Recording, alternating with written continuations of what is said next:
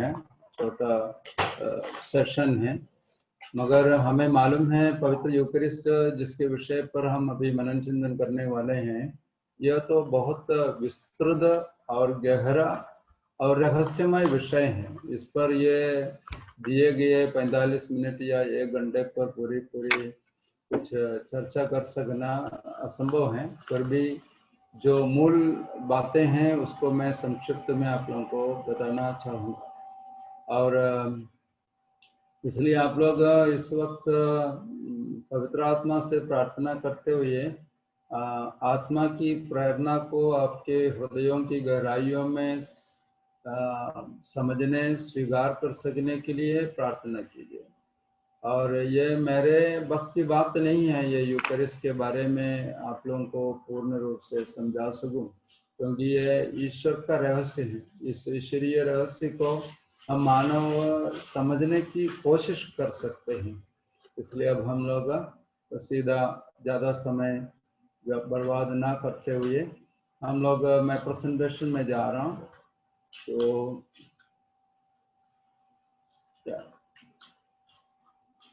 Okay,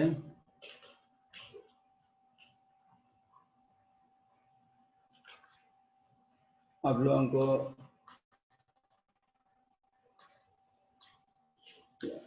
ये screen दिखाई दे रहा है आप लोगों को?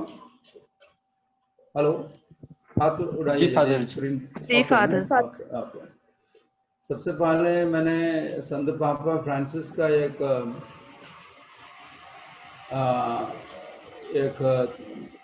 कथन मैं आप लोगों के समक्ष रखना चाहूँगा। उन्होंने अगस्त 16 तारीख 2015 में ये कहा था, यूकरिस्ट यीशु हैं जो संपूर्ण रूप से अपने आप को हमारे लिए प्रदान करते हैं।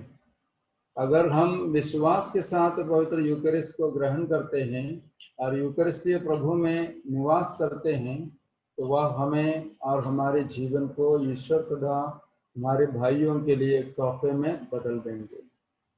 उन्हें ग्रहण करने का मतलब यह है कि क्रिस्त के हृदय और उनके विकल्पों को, विचारों को और स्वभाव को धारण करना। उन्हें खाकर हम उन्हीं के सदृश बन जाते हैं। तो इस संत पापा के इस कथन पर 2-3 बिंदुओं को मैं थोड़ा सा फोकस में करना चाहूँगा। सर्वप्रथम, यूकरिस्ट क्या है या यूकरिस्ट कौन है? अक्सर हम लोग यूकरिस्ट को क्या है सोचकर सवाल करते हैं। यूकरिस्ट क्या है? क्या है मतलब एक वस्तु या एक चीज के रूप में।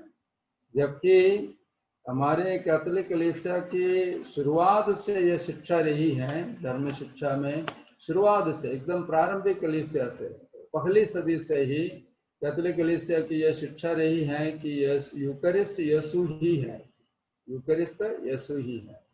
और वही चीज को, क्योंकि ये 2000 वर्ष के दरमियान कई लोग इस हकीकत को, इस सच्चाई को संभवतः भूल गए होंगे।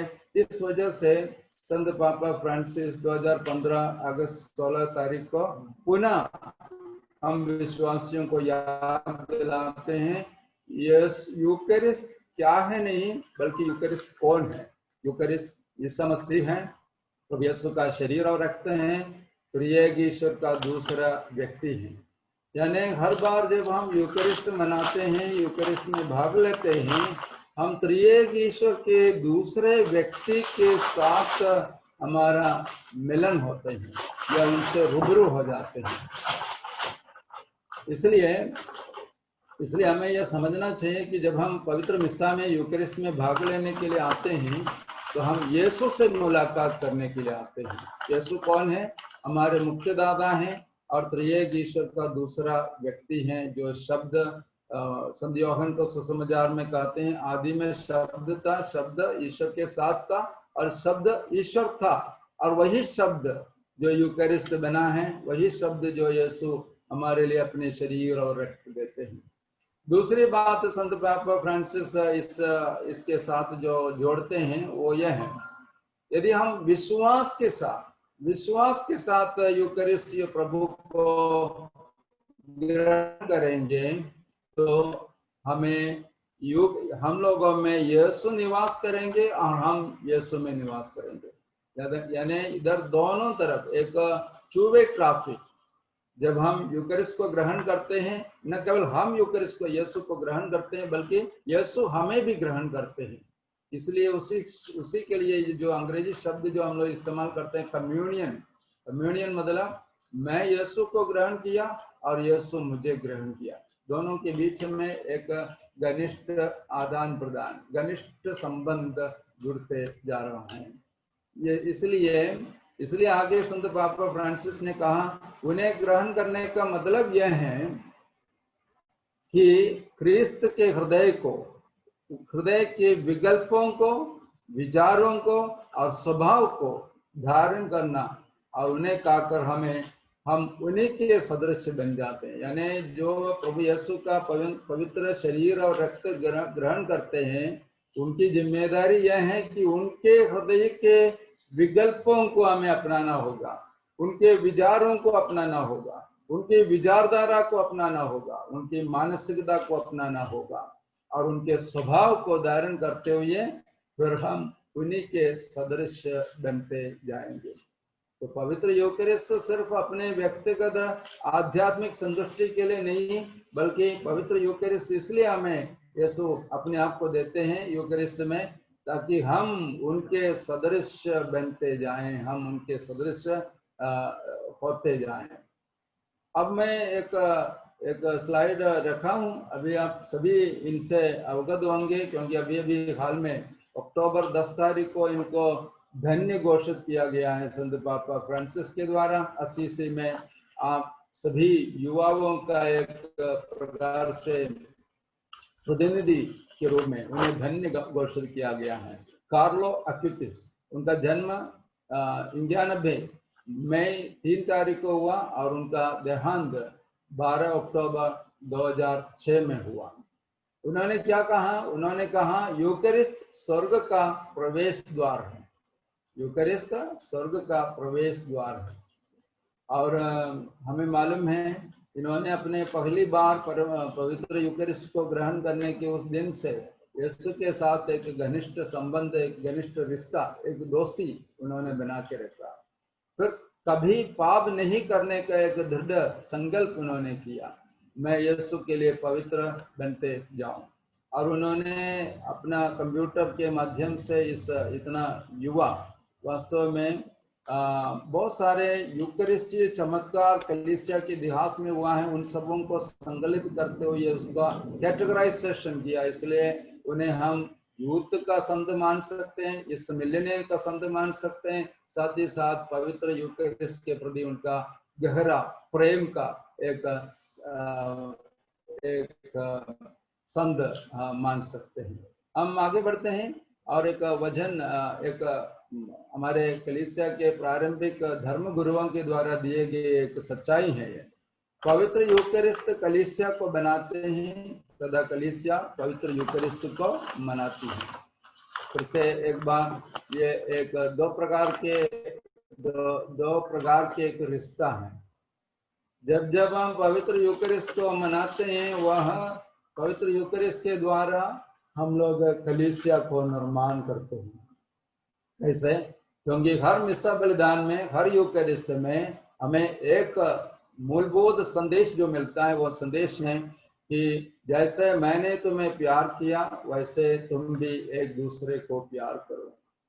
मैं फिर से दोहराता हूँ, जैसे मैंने तुम्हें प्यार किया वैसे तुम भी एक दूसरे को प्यार करो। अर्थात जब हम मिस्सा बलिदान में भाग लेने के बाद चर्च के बाहर निकलते हैं, तो हमें यह संदेश लेकर जाना पड़ता है। वो संदेश यही है कि जैसे यीशु ने हमें अपने सूली पर से प्यार किया, वैसे हमें भी एक दूसरे को प्यार करना है। और जब हम चर्च के बाहर जाकर जिनके साथ हमारा मनमुटाव था, जिनके साथ हमारा कोई संपर्क नहीं था, उन लोगों को जब यीशु के समान प्यार करना शुरू कर देते हैं, तब वास्तव में कलीसिया का निर्माण हो जाते हैं। यही है इसका अर्थ। तो हर पवित्र यूकरिस्ट वास्तव में कलीसिया को मजबूत बना देते हैं, उसका निर्माण करते हैं। क्योंकि हमें एक दूसरे को प्रेम करने के लिए, दुश्मनों को प्रेम करने के लिए, मनमुटाव को समाप्त करते हुए, मेल मिलाप करते हुए भाई बहनों की तरह रहने के लिए हमें पवित्र यूकरिस्ट सिखाते हैं। इसलिए ये वाक्य का पहला हिस्सा, पवित्र यूकरिस्ट कलीसिया को बनाते हैं या उसका निर्माण करते हैं। और आगे वो तो हम सबको मालूम है, तथा कलीसिया पवित्र यूकरिस्ट को मनाती है। जब जब जहां जहां पवित्र यूकरिस्ट मनाया जाता है वहां संपूर्ण कलीसिया विद्यमान है, संपूर्ण कलीसिया वहां पर उपस्थित रहती है। क्यों? क्योंकि देखिए, हम लोग कलीसिया का 3 प्रकार के सदस्यों को हम जानते हैं। एक तो है विक्टोरियस चर्च, यानी सभी संत लोग। दूसरा है सफरिंग चर्च, यानी सफरिंग सदस्य, यानी जो इस दुनिया से गुजर चुके हैं लेकिन अभी सौदगाग्नि में हैं, उन सौदगाग्नि की आत्माओं को कहते हैं सफरिंग चर्च। और तीसरा है हम लोग, यानी मिलिटेंट चर्च, यानी हम जो संघर्षरत हैं, पवित्रता हासिल करने के लिए जो संघर्षरत हैं, इस हम सभी जो इस दुनिया में अभी हैं, इस वर्तमान में, वो उनको हम लोग मिलिटेंट या संघर्षरत कलीसिया मानते हैं। तो इसलिए पवित्र यूकरिस्ट में हम हर यूकरिस्ट में संतों को याद करते हैं, सौदगात्मिक की आत्माओं को याद करते हैं, और वर्तमान में जो लोग हैं, विश्वासी लोग हैं, उनके लिए भी प्रार्थना करते हैं। तो जब जब कलीसिया जहाँ कहीं भी पवित्र यूकरिस्ट को मनाते हैं, वहाँ कलीसिया संपूर्ण रूप से उपस्थित रहती है। यही बात को फिर से एक बार, इसका अंग्रेजी है, मैं आगे बढ़ता हूँ क्योंकि हमारे पास समय कम है। देखिए, और एक बात, पवित्र यूकरिस्ट हमारे कलीसियाई जीवन का मूल आधार और पराकाष्ठा है, यानी दूसरे शब्दों में अंग्रेजी में source and summit of ecclesial life. Eucharist हमारे कलीसियाई जीवन का सोर्स एंड समिट, सोर्स मतलब वो उसका आधार है, उसका मूल आधार है या उसका स्रोत है, और उसका क्लाइमैक्स भी है, उसका समिट भी है, उसका पराकाष्ठा है। इसलिए पवित्र यूकरिस्ट के बिना एक क्रिस्तीय जीवन हम कल्पना भी नहीं कर सकते हैं। और हमारे विश्वास का मर्म एवं सारांश है पवित्र यूकरिस्ट। यूकरिस्ट में हमें पूरा संपूर्ण विश्वास का सारांश मिलते हैं। वहाँ यीशु का क्रूसमरण, उनका पुनरुत्थान, उनका शरीर और रक्त, और उनके इस पवित्र यूकरिस्ट के द्वारा हम पवित्र किए जाते हैं, या पवित्र बनने के लिए हमें ईश्वरीय कृपा प्राप्त होती रहती है। अब मैं एक कुछ मूलभूत बातों पर आना चाहूँगा। हमारे इस दुनिया में, आज की स्थिति में, दुनिया में यीशु क्रिस्त को मानने वाले, यीशु क्रिस्त में विश्वास करने वाले 3 प्रकार के विश्वासी लोग हैं। 3 प्रकार के, एक हमारा अपना कैथोलिक विश्वासी, दूसरा प्रोटेस्टेंट विश्वासी, और तीसरा पेंटेकोस्टल विश्वासी, जो कि अभी वर्तमान में हम लोग नियो पेंटेकोस्टल सब उसके रूप में हम जानते हैं। पेंटेकोस्टल वाले, प्रोटेस्टेंट वाले, प्रोटेस्टेंट में मतलब आएगा CNI और अन्य या CSI चर्च, ये सब चर्च उसी में आते हैं। और दूसरा है हम लोगों का अपना कैथोलिक। तो ये तीनों चर्चों का यूकरिस्ट के बारे में विश्वास या सोच अलग अलग है, तीनों का। कैथोलिक कलीसिया का विश्वास यूकरिस्ट के बारे में क्या है? तत्व परिवर्तन, तत्व परिवर्तन में विश्वास करते हैं कैथोलिक कलीसिया। यानी यूकरिस्ट मनाते समय और बेली परिवर्तन के समय कैथोलिक कलीसिया का मानना है कि ये रोटी और दागरस, फिर रोटी का तत्व बदलकर यीशु का तत्व, शरीर का तत्व में बदलता है, परिवर्तित हो जाते हैं। और उसी प्रकार दागरस का तत्व बदलकर प्रभु यीशु का पवित्र लोहू का तत्व में परिवर्तित हो जाते हैं। इसलिए इसको तत्व परिवर्तन मानते हैं, तत्व परिवर्तन। अंग्रेजी शब्द है ट्रांससब्सटेंशिएशन, जो कि कठिन शब्द है, उसको भूल जाइए। कैथोलिक कलीसिया का विश्वास है तत्व परिवर्तन। यानी उदाहरण के लिए मैं कहूँगा कि ये जो पेन है यानी ये हाइलाइटर है, ये हाइलाइटर प्लास्टिक से बना हुआ है। इसका तत्व क्या है? इसका तत्व प्लास्टिक है।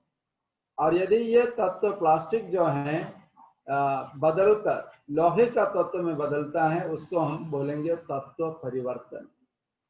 समझ में आ रहे हैं इस चीज को? ये थोड़ा गंभीर बातों पर हम लोग जा रहे हैं इसलिए। ओके, ठीक उसी प्रकार रोटी जिसे हम मिसा बलिदान में चढ़ावा के समय में अर्पित करते हैं, वो कौन सी चीजों से बनी हुई है? गेहूं का तत्व, गेहूं का आटे से बना हुआ है रोटी, है ना। और जब पुरोहित पवित्र आत्मा के लिए जो एपिक्लेसिस प्रार्थना होती है, उस प्रार्थना के द्वारा पिता परमेश्वर से यह प्रार्थना करते हैं, पिता इस चढ़ावे पर अपने आत्मा को भेज दे, जिससे यह तेरे पुत्र प्रभु यीशु का शरीर और रक्त बन जाए। ये कहते हुए यह पूरी प्रार्थना को कर लेते हैं। तब यीशु की प्रतिज्ञा के अनुसार वह रोटी फिर रोटी नहीं होती है, वह अंगूरी फिर अंगूरी नहीं होती है, वह प्रभु यीशु का परम पावन शरीर और रक्त में पूर्णतः हमेशा के लिए परिवर्तित हो चुका है। इसलिए मेरे प्रिय भाइयों और बहनों, कैथोलिक विश्वास के अनुसार यूकरिस्ट को मनाने के समय बलि परिवर्तन के बाद, यानी हम इन्हीं प्रभु क्रिस्त के द्वारा इन्हीं के साथ और इन्हीं में जो प्रार्थना है, उस प्रार्थना करने के बाद उस प्रार्थना संपूर्ण होने से फिर वो रोटी नहीं है, अंगूरी नहीं है, वह प्रभु यीशु के मुक्तिदाता यीशु के परम पावन शरीर और रक्त में पूर्ण रूप से हमेशा के लिए परिवर्तित हो चुका है। इसी प्रक्रिया को तत्व परिवर्तन कहते हैं। अर्थात ये बलि परिवर्तन के बाद रोटी या वो यूकरिस्ट में कितना तत्व है? एक ही तत्व है, यीशु का शरीर का तत्व। गेहूं का तत्व है क्या? नहीं है। अंगूरी का तत्व है क्या? नहीं है। सिर्फ और सिर्फ प्रभु यीशु का शरीर का तत्व है और प्रभु यीशु का लोह का तत्व है। यही है कैथोलिक विश्वास। अब प्रोटेस्टेंट विश्वास यानी अपने CSI कलीसियाओं के जो सदस्य लोग हैं, उनका विश्वास यह है, वे कहते हैं कि यह तत्व परिवर्तन नहीं होता है, बल्कि तत्व संयोजन होता है। यानी एक तत्व बदलकर दूसरा तत्व नहीं बन जाता है, बल्कि उनके विश्वास के अनुसार एक तत्व के साथ दूसरा तत्व जुड़ जाता है। उदाहरण के लिए गेहूं की रोटी का तत्व के साथ अब यीशु के शरीर का तत्व जुड़ जाता है, संयोजित हो जाता है। उसी प्रकार वे दागरस के बारे में कहेंगे कि दागरस जो कि अंगूर का रस है और उस अंगूर के तत्व के साथ प्रभु यीशु का पवित्र लहू का तत्व संयोजित हो जाते हैं, जुड़ जाते हैं। यानी वो भी हमेशा के लिए नहीं, कुछ समय के लिए, जब तक उस कलीसिया में विश्वासी लोग एकत्रित हैं, जब तक वे लोग एक साथ यीशु के नाम में प्रार्थना करते हैं, तब तक यीशु उस रोटी के साथ हैं और यीशु उस अंगूरी के साथ हैं। यानी इसे दो तत्वों का संयोजन मानते हैं। इसलिए ये शब्द उपयोग करते हैं प्रोटेस्टेंट कलीसिया, तत्व संयोजन, यानी दो तत्व एक साथ जुड़ जाते हैं। यानी प्रोटेस्टेंट कलीसिया के अनुसार वहां के एक पास्टर जब यूकरिस्ट का जो बलिदान है उस प्रार्थना को करते हैं, तब उनके अनुसार वहां बलि परिवर्तन के बाद या बलि अर्पित किए जाने के बाद उसमें दो तत्व रह जाते हैं, एक गेहूं का तत्व और दूसरा प्रभु यीशु का शरीर का तत्व। अंगूर का तत्व और उसमें उसके साथ यीशु का पवित्र लहू का तत्व, इसलिए वहां दो तत्व रह जाते हैं। यही है प्रोटेस्टेंट, मेन स्ट्रीम प्रोटेस्टेंट चर्चों का विश्वास। यही वजह है जब क्रिसमस के दिन या ईस्टर के दिन या अन्य दिनों में यदि हमारे बीच में कैथोलिक चर्च में प्रोटेस्टेंट भाई बहन उपस्थित होते हैं तो पुरोहित अनाउंस करते हैं कि यूकरिस्ट सिर्फ कैथोलिक भाई बहनों के लिए है, क्योंकि हालांकि उन लोग भी यीशु को मानते हैं, यीशु के शब्द को, पवित्र बाइबल को मानते हैं, लेकिन उनका यूकरिस्ट में उनका जो विश्वास है और हमारे जो विश्वास है उसमें जमीन और आसमान का अंदर है, फर्क है। ये दोनों विश्वास में यूकरिस्ट के बारे में बहुत गहरा फर्क है। ओके, और हम लोग जाते हैं तीसरा विश्वासी समुदाय, वो है पेंटेकोस्टल चर्चेस। इसमें आपको मिल जाएगा बहुत सारे church of assembly of God, church of God, बहुत सारे डिसाइपल्स ऑफ क्राइस्ट, बहुत सारे चर्चेस आपको मिलेंगे। इनका कहना क्या है? इन लोग कहते हैं यूकरिस्ट में ना ही तत्व परिवर्तन होता है और ना ही तत्व संयोजन होता है, बल्कि क्या होता है उनके अनुसार प्रतीकात्मक उपस्थिति होती है। प्रतीकात्मक उपस्थिति यानी सिंबॉलिक प्रेजेंटेशन। ये हमारे पेंटेकोस्टल भाई बहनों का विश्वास यही है। यानी उन लोग, उनके पास्टर जब सामुदायिक प्रार्थना करते हुए यूकरिस्तीय बलिदान का जो प्रार्थना सब उनके हिसाब से करते हैं, तब उसके बाद वहां पर यीशु का एक चिन्ह, एक प्रतीक के स्वरूप रोटी को, पवित्र रोटी को उन लोग देते हैं, विश्वासियों के बीच में बांटते हैं। यही है उसका मतलब। यानी हम और एक बार वापस जाते हैं तत्व परिवर्तन में। बलि परिवर्तन के बाद में एक ही तत्व है। कौन सा तत्व? यीशु के शरीर का तत्व और प्रभु यीशु के लहू का तत्व। पेंटेकोस्टल चर्च के अनुसार बलि परिवर्तन के बाद में दो तत्व हैं। कौन सा? रोटी का तत्व और यीशु का शरीर का तत्व, और अंगूरी का तत्व और यीशु का लहू का तत्व। जबकि पेंटेकोस्टल चर्च के अनुसार बलि परिवर्तन के बाद में मात्र एक प्रतीक है। यूकरिस्ट जो है उनके लिए एक प्रतीक है, एक प्रतीक। इसलिए कई पेंटेकोस्टल चर्च वालों के लिए हर संडे मिसा बलिदान नहीं है, प्रेज़ एंड वर्शिप जरूर होता है, बाकी हर संडे उनको करने की जरूरत नहीं है, क्योंकि उन लोग उसे सिर्फ एक पवित्र रोटी के रूप में मानते हैं। कैथोलिक विश्वासी लोग, उनके लिए ये रोटी नहीं है। कैथोलिक विश्वासियों के लिए ये रोटी नहीं है, और इसलिए कैथोलिक चर्चों में संदूक की जरूरत है, टैबरनाकल की जरूरत है, संदूक। यहाँ पर क्योंकि एक बार रोटी यीशु के शरीर में बदल गया, परिवर्तित हुआ, तो वो हमेशा के लिए जब तक विश्वासी उसे ग्रहण नहीं करते हैं, तब तक उसमें पूर्णता यीशु उपस्थित रहता है। यह बहुत बड़ा एक अंदर है। तो कैथोलिक, प्रोटेस्टेंट और पेंटेकोस्टल विश्वास में यूकरिस्ट के विषय में बहुत गहरा फर्क आपको देखने को मिलेगा। यदि किसी को ये थोड़ा गहरी बातें हैं, इसलिए किसी को पूर्ण रूप से समझ में नहीं आया, तो आप पूर्ण क्वेश्चन आंसर के समय में पूछ सकते हैं, क्योंकि अभी हम लोग वर्चुअल में हैं। अन्यथा मैं अभी से ही उसे सब चीज़ को क्लियर करके जाते हैं। अभी उसको अनम्यूट करना, म्यूट करना सबके लिए तकलीफ वाली बात है, इसलिए क्वेश्चन आंसर के समय आप लोग कुछ सवाल पूछ सकते हैं। इस स्लाइड को मैं छोड़ दे रहा हूँ समय के अंदर। अच्छा, ओके। अब हम लोग ये जो विश्वास, 3 अलग अलग प्रकार के विश्वास के बारे में अभी हम लोग यूकरिस्ट के विषय में जो बताए, उसका पवित्र बाइबल पर आधार क्या है? एक प्रकार से लोग बोलेंगे कि ये कैथोलिक लोग जो विश्वास करते हैं, इसका बाइबल में आधार क्या है? हम लोगों में से अधिकांश लोग शायद इन वचनों से अवगत नहीं हैं, तो हम किसी प्रोटेस्टेंट भाई को, बहन को या पेंटेकोस्टल वालों को समझ नहीं पाएंगे। इसलिए हमें इस पर थोड़ा सा और गहराई से वचन के आधार पर, क्या फादर जॉन बोजनर ने आज जो शिक्षा दी, यह क्या उनकी खुद की शिक्षा है या बाइबल पर आधारित शिक्षा है, ये समझना, ये जानना बहुत जरूरी है। इसलिए हम पवित्र बाइबल में जाते हैं। कुरिन्थियों के नाम पौलुस का पहला पत्र अध्याय 11 पद संख्या 23, 24, 25 और 26। इसको आप देखेंगे आपके बाइबल में तो आपको मिलेगा।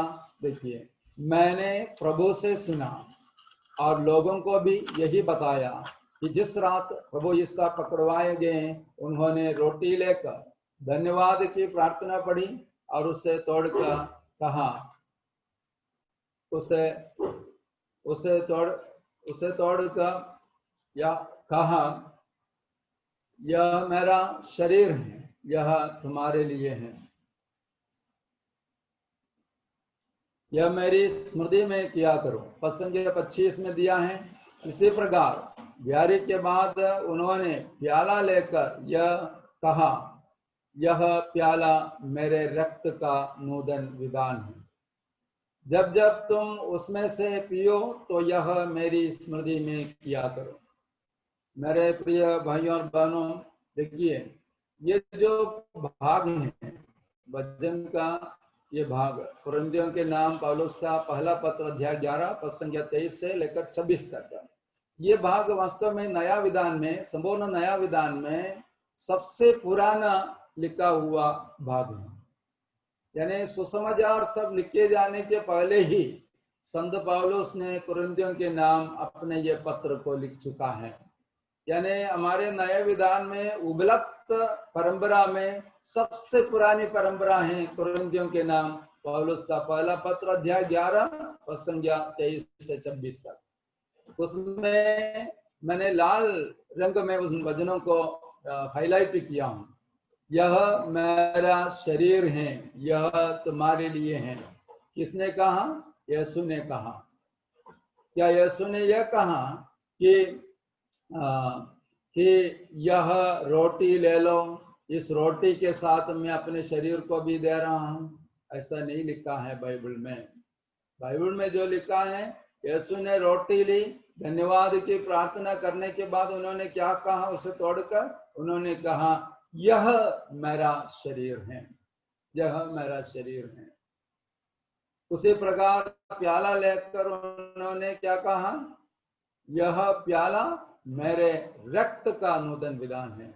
उन्होंने नहीं कहा ये अंगूरी पी लो, ये अंगूरी के साथ मैं अपने लोगों को भी दे रहा हूं। यदि प्रोटेस्टेंट विश्वास या पेंटेकोस्टल विश्वास सही होता तो वचन को इस प्रकार बाइबल में नहीं लिखा हुआ रहना चाहिए। उस समय उसमें ऐसा लिखा रहना चाहिए, यीशु ने धन्यवाद की प्रार्थना पढ़ी, रोटी तोड़कर उन्होंने शिष्यों को देते हुए कहा, ये रोटी ले लो, ये रोटी के साथ मैं अपना शरीर को दे रहा हूं।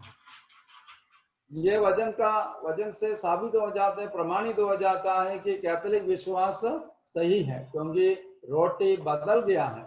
इसलिए यीशु कहता है, यह मेरा शरीर है। यह न केवल कुरिन्थियों के नाम पौलुस का पत्र में है, मत्ती का सुसमाचार में देखिए, मत्ती का सुसमाचार अध्याय 26 पद संख्या 26 से 28 तक, उसमें भी यही चीज दिया। उनके भोजन करते समय, मत्ती का सुसमाचार अध्याय 26 पद संख्या 26 से 28 तक, उनके भोजन करते समय ईसा ने रोटी ले ली और धन्यवाद की प्रार्थना पढ़ने के बाद उसे तोड़ा और यह कहते हुए शिष्यों को दिया, ले लो और खाओ, यह मेरा शरीर है। ले लो और खाओ, यह मेरा शरीर है। पद संख्या 27 में देखिए, 27 में, तब उन्होंने प्याला लेकर धन्यवाद की प्रार्थना पढ़ी और यह कहते हुए उससे शिष्यों को दिया, तुम सब इसमें से पियो। और 28वां पद संख्या, क्योंकि यह मेरा रक्त है, विधान का रक्त, जो बहुतों की पाप क्षमा के लिए बहाया जा रहा है। प्रिय मित्रों, मत्ती का सुसमाचार अध्याय 26 संख्या 26, 27 और 28 में स्पष्टता से प्रभु का वचन कहता है, कोई मानव वचन नहीं है। प्रभु का वचन कहता है कि यीशु ने उस रात को जब उन्हें पकड़वाया गया, उन्होंने रोटी लेकर धन्यवाद की प्रार्थना करने के बाद उसे तोड़ते हुए शिष्यों को देते हुए उन्होंने क्या कहा? ले लो और खाओ, यह मेरा शरीर है। तुम इसमें से पियो, क्योंकि यह मेरा रक्त है, विधान का रक्त, विधान का रक्त। इसका मतलब क्या है? इसका मतलब कैथोलिक विश्वास के अनुसार असली में यूकरिस्ट में जब पुरोहित, भले ही वो कितना भी बड़ा पापी क्यों ना हो, प्रभु यीशु की प्रतिज्ञा के अनुसार जब वे यूकरिस्ट ये प्रार्थना को संपन्न करते हैं और पिता परमेश्वर से की प्रार्थना यानी पवित्र आत्मा के अवतरण के लिए जो प्रार्थना है, उस प्रार्थना को करते हैं, तब वास्तव में वहां क्या हो रहा है? रोटी बदलकर यीशु का शरीर बन जाते हैं, अंगूरी बदलकर प्रभु यीशु का पवित्र लहू बन जाते हैं। इसलिए इस चीज को हम लोग आगे भी देख सकते हैं, आगे भी देख सकते हैं। लूकस का, मार्कुस का सुसमाचार, मार्कुस का सुसमाचार अध्याय 14 प्रसंज्ञा 22, मार्कुस का सुसमाचार अध्याय 14 प्रसंज्ञा 22। उनके भोजन करते समय ईसा ने रोटी ले ली और आशीष की प्रार्थना पढ़ने के बाद उसे तोड़ा और यह कहते हुए शिष्यों को दिया, ले लो, यह मेरा शरीर है, ले लो, यह मेरा शरीर है। प्रसंग 23, तब उन्होंने प्याला लेकर धन्यवाद की प्रार्थना पढ़ी और उसे शिष्यों को दिया और सबने उसमें से पिया। ईसा ने उनसे कहा, यह मेरा रक्त है, विधान का रक्त, जो बहुतों के लिए बहाया जा रहा है। यानी यहाँ पर भी हम देखते हैं मत्ती, पहला कुरिन्थी, मत्ती, मार्कुस और लूकस, लूकस का सुसमाचार में भी बात वही है, कोई बदलाव नहीं है, सब वही।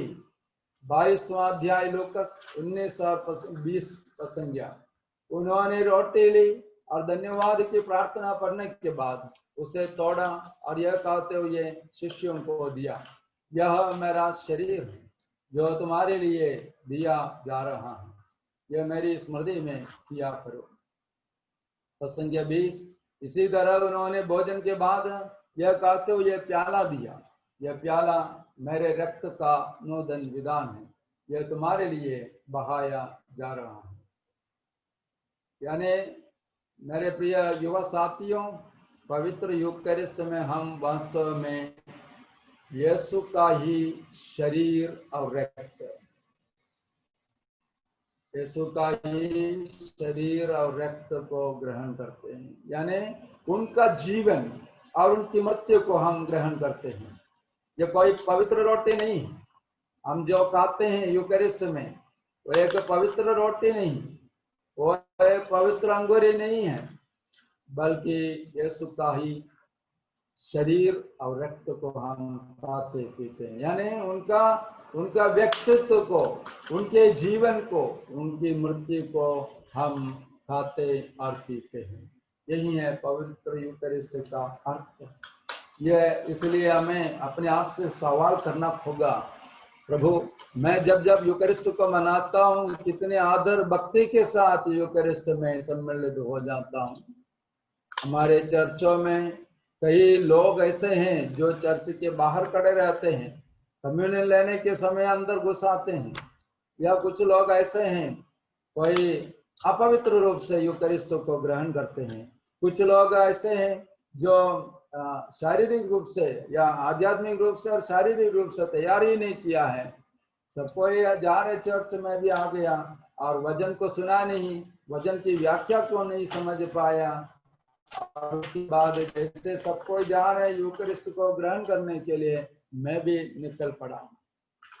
ये हमारे लिए बहुत ही दुखदायी बात है।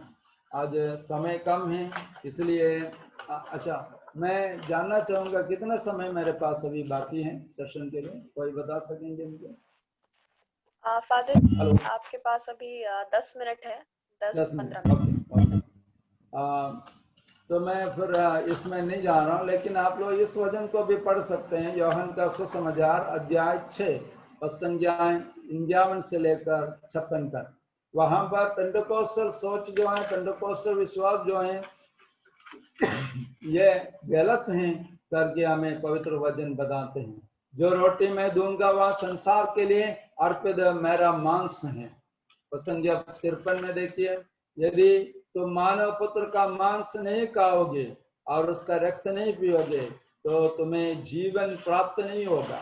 जो मेरा मांस खाता और मेरा रक्त पीता है उसे अनंत जीवन प्राप्त है और मैं उसे अंतिम दिन पुनर्जीवित कर दूंगा।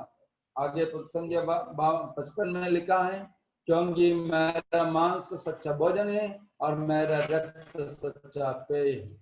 जो मेरा मांस खाता और मेरा रक्त पीता है वह मुझ में निवास करता है। इस प्रकार पवित्र बाइबल बहुत स्पष्टता से इस चीज को बताते हैं कि हम वास्तव में प्रभु यीशु का ही शरीर और रक्त को ग्रहण करते हैं। इन सब स्लाइड को समझाने के लिए अब हमारे पास समय नहीं है, लेकिन एक चीज मैं इस स्लाइड के आधार पर एक संक्षिप्त में एक संदेश जो हकीकत है, सच्चाई है, उसको मैं कहना चाहूंगा। हर बार जब हम मिसा बलिदान चढ़ाते हैं वह एक बलि है। किसका बलि? यीशु मसीह का बलि, क्रूस का बलि। क्यों बलि है? क्योंकि वह यीशु मसीह के क्रूस मरण की स्मृति है वास्तव में। इसलिए हर बार जब हम चर्च जाकर मिसा में भाग लेते हैं, अटेंड करते हैं, वास्तव में हम कलवारी पहाड़ पर यीशु के क्रूस के नीचे क्रूस तले खड़े रहते हैं, माता मरियम के साथ, संत यूहन्ना के साथ, अन्य सभी संतों स्वर्गदूतों के साथ हम यीशु के क्रूस के तले रह जाते हैं, खड़े रह जाते हैं।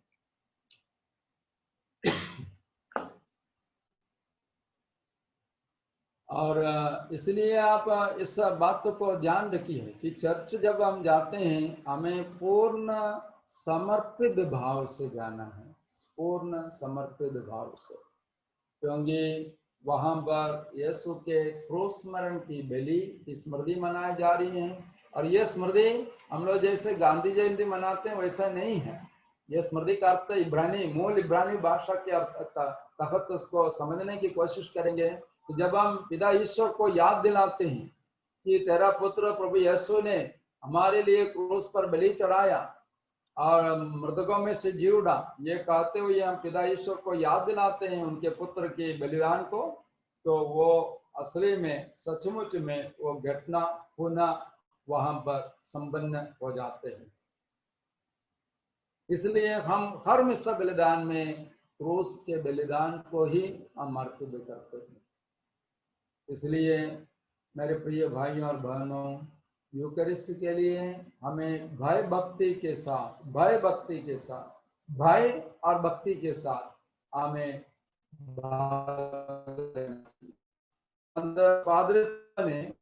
पादरे पियो ने यह कहा, यदि एक पुरोहित सचमुच में गहराई से मिस्टिकल एक्सपीरियंस के द्वारा उनको मालूम हो जाता है कि मैं अपने प्रभु यीशु का शरीर और रक्त अपने हाथों में लिया हूं, तो वो जो हकीकत जो है उसको जानते हुए जीवित नहीं रह पाएगा। उतना बड़ी सच्चाई, उतनी बड़ी हकीकत है ये चीज है।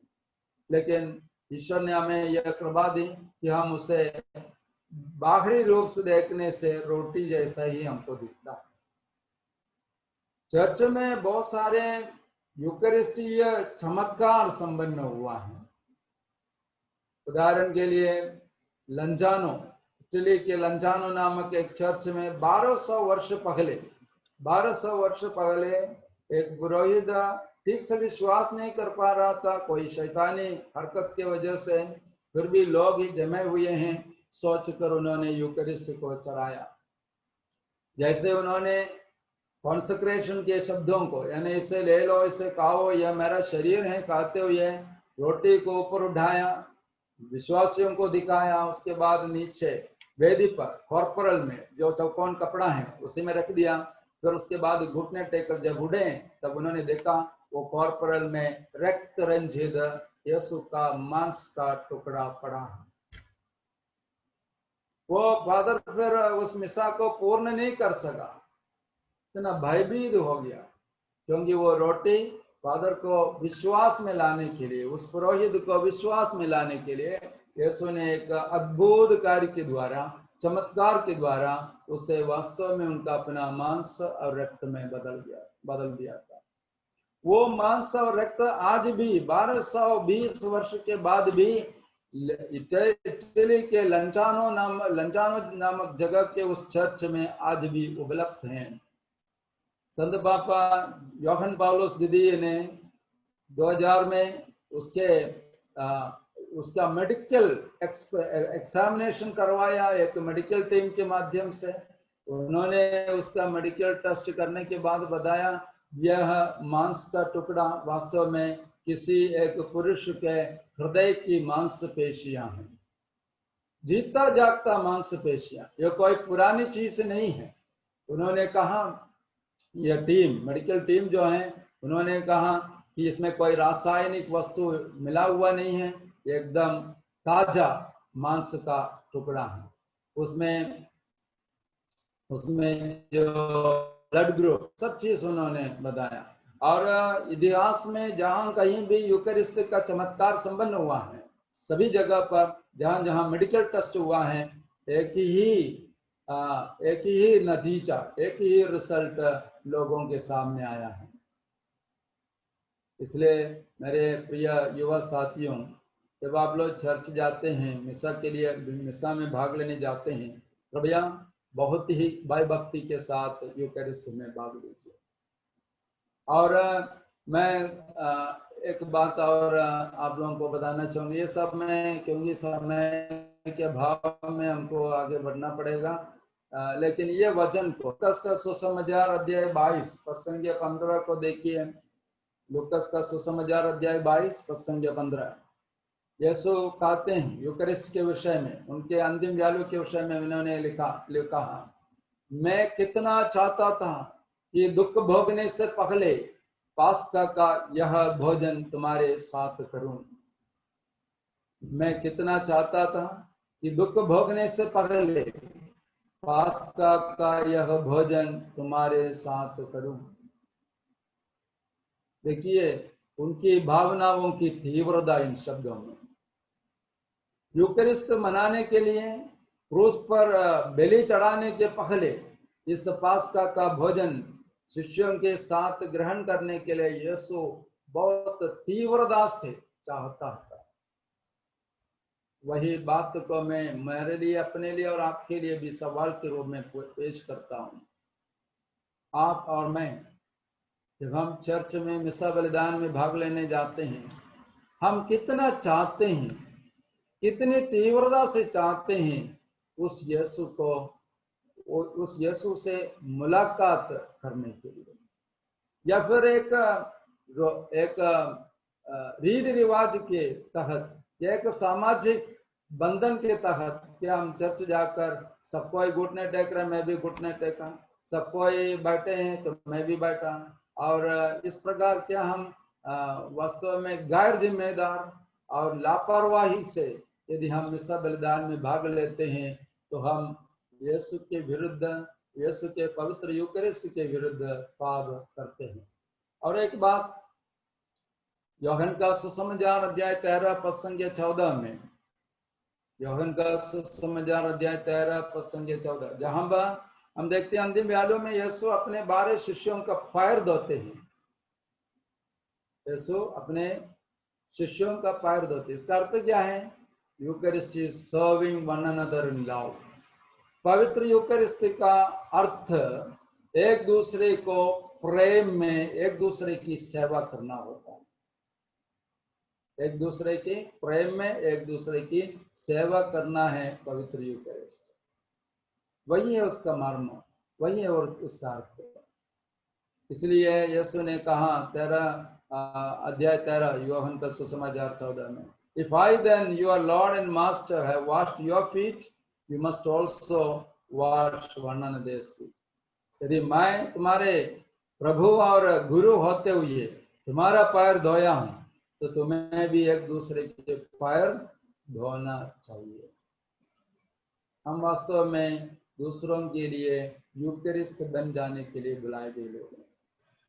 ये मित्रों, ये सब मैं नहीं बता पाऊंगा आप लोगों को क्योंकि समय की कमी की वजह से, लेकिन मैं चाहूँगा यदि आप लोगों के पास समय है तो फिर कोई एक दिन यूकरिस्ट का, क्योंकि ये तो एक 40 मिनट में बहुत आधा अधूरा जानकारी जैसा हो जाएगा।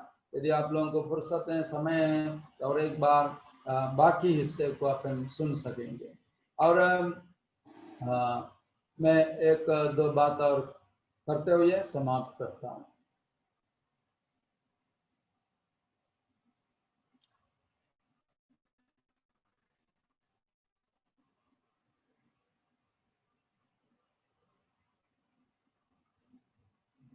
पवित्र यूकरिस्ट के विरुद्ध किए जाने वाले पाप 3 प्रकार के हो सकते हैं। 3 प्रकार के पाप यूकरिस्ट के विरुद्ध हम कर सकते हैं। पहला, अयोग्य रीति से यूकरिस्ट को ग्रहण करना पाप है। अयोग्य रीति, अयोग्य रीति क्या है? पहला कोरिन्थी अध्याय 11 पद संख्या 27। संत पौलुस लिखते हैं, इसलिए जो अयोग्य रीति से वह रोटी खाता या प्रभु का प्याला पीता है, वह प्रभु के शरीर और रक्त के विरुद्ध अपराध करता है।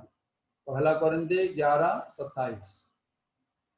हम लोगों के चर्चों में मुझे लगता है कई लोग बिना पाप स्वीकार किए और बिना तैयारी किए अयोग्य रीति से आत्ममार पाप की अवस्था में यदि यूकरिस्ट को ग्रहण करते हैं तो उन लोग यूकरिस्ट के विरुद्ध, प्रभु के शरीर और रक्त के विरुद्ध पाप कर रहे हैं।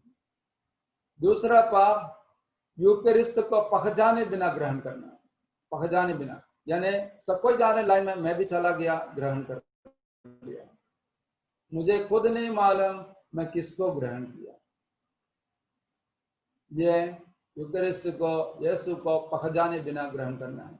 इसी का उदाहरण हम लोग देख सकते हैं। कई लोग लाइन में आते हैं, टोपी पहने हुए लड़के लोग आते हैं, या सही तरीके से वस्त्र धारण किए बिना, या फिर कुछ लोग तंबाकू गुड़ाकू वगैरह खा के हाथ गंदा है, मुंह गंदा है, और विभिन्न प्रकार से हम लोग यीशु को मैं ग्रहण करने जा रहा हूँ, ये गहरी सोच, ये गहरी हकीकत न जाने बिना आते हैं, यूकरिस्ट को ग्रहण करते हैं। इसलिए कुरिन्थियों के नाम पहला पत्र 11 अध्याय प्रसंग 29, जो प्रभु का शरीर पहचाने बिना खाता और पीता है, वह अपने ही दंडाज्ञा खाता और पीता है। तो जब हम यीशु को पहचाने बिना ग्रहण करते हैं यूकरिस्ट में, तो हम अपने ही दंडाज्ञा को खाते पीते हैं। यही बात संत पौलुस ने लिखा है।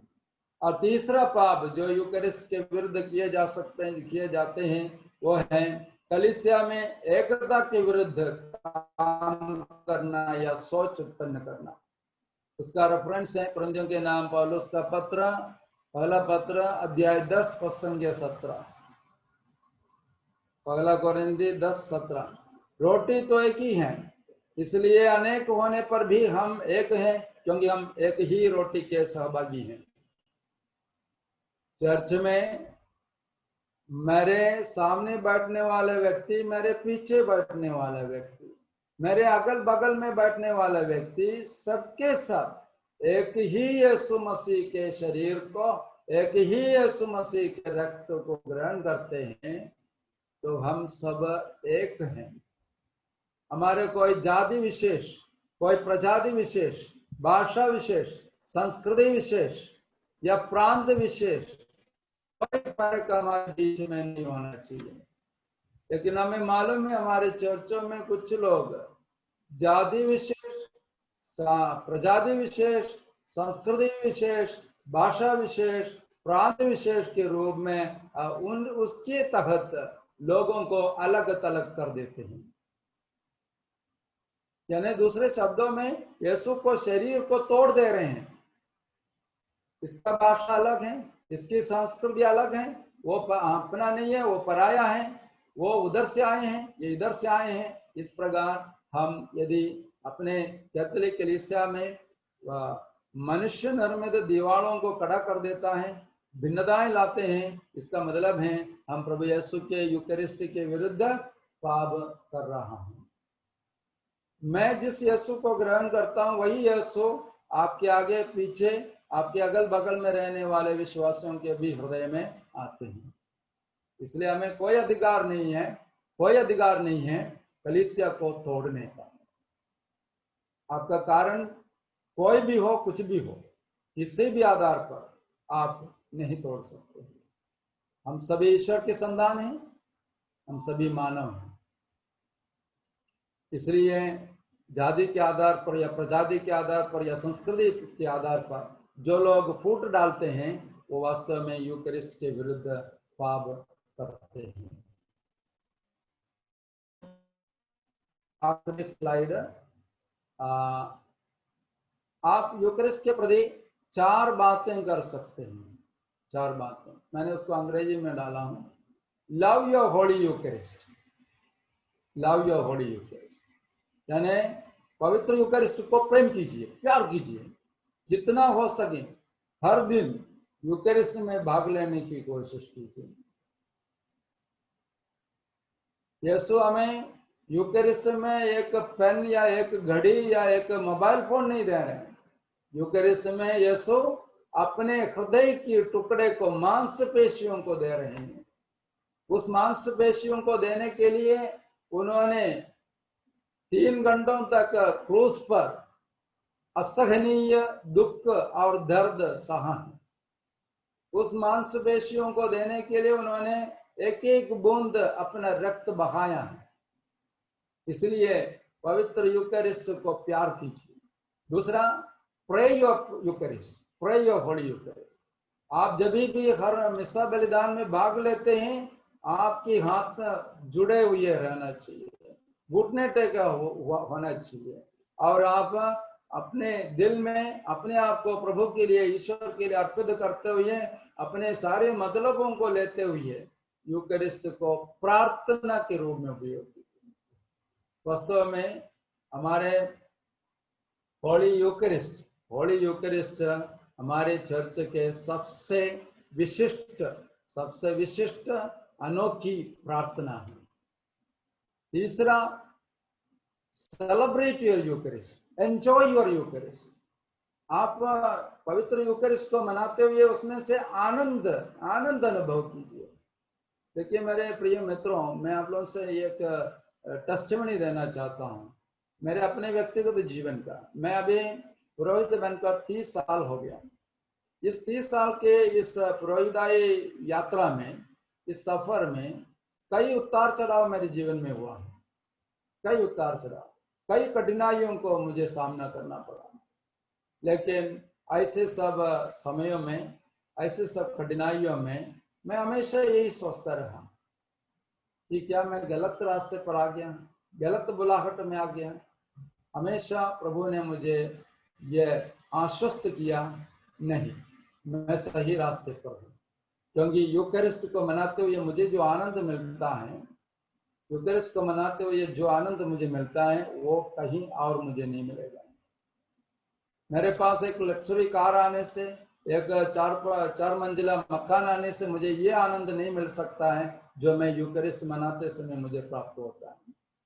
आखिर में वर्शिप योर यूकरिस्ट, वर्शिप।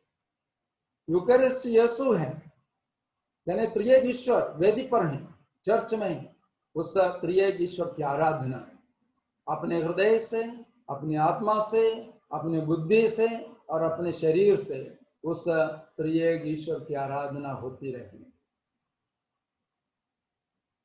और जो लोग ये नहीं करते हैं, वास्तव में यूकरिस्ट के विरुद्ध, यीशु के विरुद्ध अपराध, पाप कर रहा हूं। ओके, धन्यवाद। जय यीशु। अब आप लोग अपना सवाल। Thank you so much father ji इतने अच्छे सेशंस के लिए। तो जैसा कि फादर जी ने बोला कि अगर आप लोगों के पास कोई भी क्वेश्चन है होली यूकरिस्ट से रिलेटेड, जो भी आप लोगों को समझ में नहीं आया होगा या जो चीज़ें आपके दिमाग में अभी चल रही है, तो आप लोग फादर जी से आप लोग लिख सकते हो या फिर अनम्यूट करके आप फादर जी से डायरेक्ट भी पूछ सकते हो।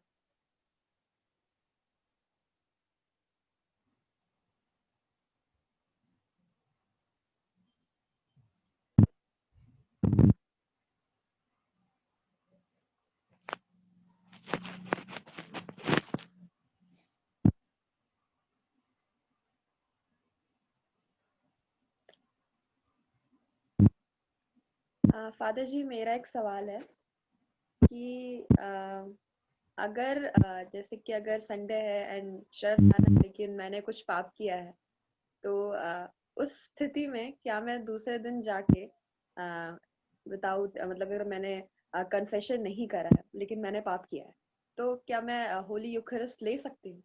ओके, अच्छा सवाल है। मेरा जवाब हाँ भी है ना भी है क्योंकि पाप दो प्रकार के हैं, एक आत्ममारू पाप और दूसरा क्षमणीय पाप। यदि आप आत्ममारू पाप में हैं तो आप ग्रहण नहीं कर सकते हैं। पाप स्वीकार किए बिना आत्ममारू पाप की अवस्था में आपको परम प्रसाद को ग्रहण नहीं करना चाहिए। यदि आप क्षमणीय पाप की अवस्था में हैं तो आप ग्रहण कर सकते हैं, बशर्ते आप मिस्सा बलिदान की शुरुआत में ही उपस्थित हो। शुरुआत में मतलब क्रूस का चिन्ह बनाते समय, प्रवेश गीत गाते समय आप उपस्थित हैं, अपने आप को तैयार किया हो और पुरोहित आपको शुरुआत में पश्चाताप की विधि में आपको गाइड करते हैं और कहते हैं कि हम अपने अपने सभी पापों को याद करें, पश्चाताप करें, प्रभु से क्षमा मांगें। उसके बाद पुरोहित आपको प्रार्थना के लिए प्रेरित करता है, हम सब मिलकर बोलें हे भाइयों और बहनों। उस प्रार्थना के बाद क्षमणीय पापों के लिए पाप मोचन पुरोहित की प्रार्थना के द्वारा दिया जाता है। सर्वशक्तिमान परमेश्वर हम लोगों पर दया करें, हमारे पाप क्षमा कर और हमको अनंत जीवन प्रदान करें। ये क्षमणीय पापों के लिए पाप मोचन है। और संवाद में यदि आप उपस्थित हैं तो अपने क्षमणीय पापों को याद किए, पश्चाताप किए तो उनके लिए आपको क्षमा मिलती है। ऐसी स्थिति में आप परम प्रसाद ग्रहण कर सकते हैं। यदि आपने आप उसको ग्रहण इस पश्चाताप की विधि में भाग नहीं लिया, क्षमणीय पापों के लिए प्रभु से दिल से पश्चाताप करते हुए क्षमा नहीं मांगा, तो फिर आपका ग्रहण करना, यूकरिस्ट को ग्रहण करना गलत होगा। मैं जो बोल रहा हूँ एकदम स्ट्रिक्ट बातें, लेकिन कुछ लोग हैं जो उसको ये सब चीज को उतना गंभीरता से नहीं लेते। आज कलीसिया की एक बहुत बड़े दुर्भाग्य मैं कहूँगा कि लोग यूक्रिस्ट के बारे में सही ज्ञान नहीं रखने की वजह से इसको बहुत लापरवाही से इसे ग्रहण करते हैं, जो कि गलत है, जो कि यीशु को दुख पहुंचाने वाली बात है। थैंक यू फादर जी।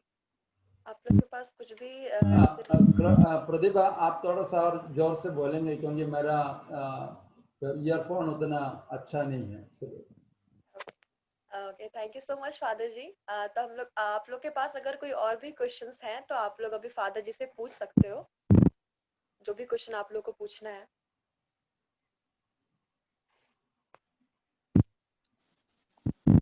हाँ फादर जी, मेरे पास एक क्वेश्चन था। अगर हम मिस्सा में लेट हो जाते हैं तो फिर अगर किसी कारणवश हम मिस्सा में लेट हो जाते हैं तो हमें परम प्रसाद ग्रहण करना चाहिए या नहीं ग्रहण करना चाहिए? उसका जवाब तो मैंने दे चुका है एक प्रकार से। लेट मतलब यदि आप पश्चाताप की विधि संपन्न होने के बाद आते हो तो आपका परम प्रसाद ग्रहण करना उचित नहीं हो। पश्चाताप की विधि में आप भाग लिए हैं तो आप यूकरिस्ट को ग्रहण कर सकते हैं, यानी प्रवेश गीत हो चुका है, फादर ने क्रूस का चिन्ह बना दिए हैं, तब तक आगे हैं तो आप पश्चाताप की विधि में भाग ले पा रहे हैं, तब ऐसी स्थिति में आप ग्रहण कर सकते हैं। लेकिन यह सब चीज जो मैं जो बोल रहा हूँ, मैं बहुत ही सख्ती से जो आध्यात्मिक जीवन के लिए जरूरत बातें हैं उससे मैं बोल रहा हूँ। कुछ लोग होगा जो आप चर्चों में देखते हैं जो पहला पाठ के बाद आते हैं, सुसमाचार के बाद आते हैं, प्रवचन के बाद आते हैं, और कुछ लोग यहाँ तक कि आखिरी के आखिरी में आते हैं, उन लोग भी ग्रहण करने के लिए आ जाते हैं। तो उसको कोई पुरोहित रोकेगा नहीं, बल्कि आपकी अपने अंतरात्मा से सवाल करना होगा, क्या मैं तैयार हूँ यीशु को ग्रहण करने के लिए। दूसरा कोई किसी ने सवाल मैसेज किया था, वो सवाल यही है कि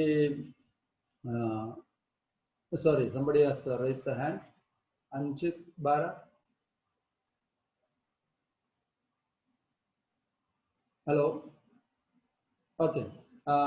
किसी ने सवाल किया, हम आध्यात्मिक रूप से और शारीरिक रूप से कैसे मिसा के लिए तैयारी कर सकते हैं। मेरा कहना है कि यदि आपको कल सुबह का मिसा अटेंड करना है तो आज शाम को, रात को ही सोने के पहले उसके वजन को देखिए, पहला पाठ सुसमाचार क्या है उस पर थोड़ा बहुत मनन चिंतन कीजिए और अपने आप को तैयार कीजिए कि आप समय के पहले चर्च पहुंचे। समय के पहले हमारे कैथोलिक कलीसिया में, बहुत भारतीय कलीसिया में, मैं कहूँगा विदेश में नहीं है ये प्रभाव। विदेश में यदि 8 बजे मिसा होता है तो 8 बजने के लिए जब 5 मिनट होता है तब पूरा लोग चर्च भर गया होता है।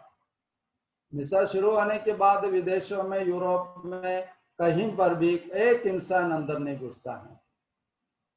लेकिन यह हम भारतवासी जो है ना, चलता है वाला फिलॉसफी वाले हैं, इसलिए कभी भी चले आए, चलते बने वही हैं। और इसलिए तैयारी मतलब वास्तव में 8 बजे के मिसा के लिए कम से कम 5 मिनट पहले हम चर्च आए, आध्यात्मिक रूप से तैयारी करें, मानसिक रूप से तैयारी करें। मैं किस चीज के लिए आया हूँ, मैं किससे मिलने आया हूँ, मैं प्रभु यीशु से मिलने के लिए आया हूँ। मान लो हमारे प्रधानमंत्री श्री नरेंद्र मोदी हम हमारे रायपुर या अम्बियापुर कहीं आ जाते हैं, हमको उनको देखने की इच्छा है तो हम लोग कितने बजे जाएंगे? यदि उनका आगमन 8 बजे है तो 8:15 को जाएंगे? नहीं है ना। और वो तो 5 साल के लिए प्रधानमंत्री हैं, और यीशु जिससे हम मिलने जा रहे हैं, हमारे मुक्तिदाता, वो हमेशा के लिए हमारे जीवन का मुक्तिदाता है, ईश्वर है। उनसे मिलने के लिए हम लेट लतीफ करके आगे पीछे, मतलब कभी कुछ ना कुछ बहाना बनाकर हम लेट जाते हैं, तो यीशु मुझे लगता है उनको अच्छा नहीं लगता है।